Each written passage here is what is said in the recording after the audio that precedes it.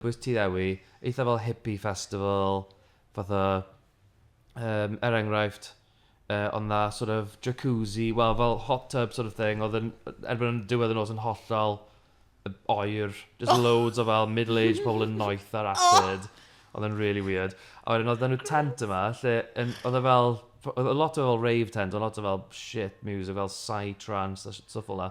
A ti'n gwybod tynnu shoes ti off yn mynd mewn i rave tent? So ni'n fel cyw yn mewn, o'n i'n barod, shoes fi off all in here for it. Well, yeah, ond it's not for everyone, yw e? Ond, so the boy mewn yn, oedd fel, I'm not taking my shoes off. Boy wrth the drws, well, come on, man.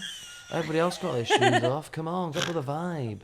A they fel, I'm not taking my shoes off. So the boy ma wedyn yn mynd lawr, o topless, just mewn harem pants, try to tynnu shoes y boy ma off. And the boy's been, I'm not a fucking hippie! So yeah. Nes i deffro lan o dan fan. Yn os o'n yna.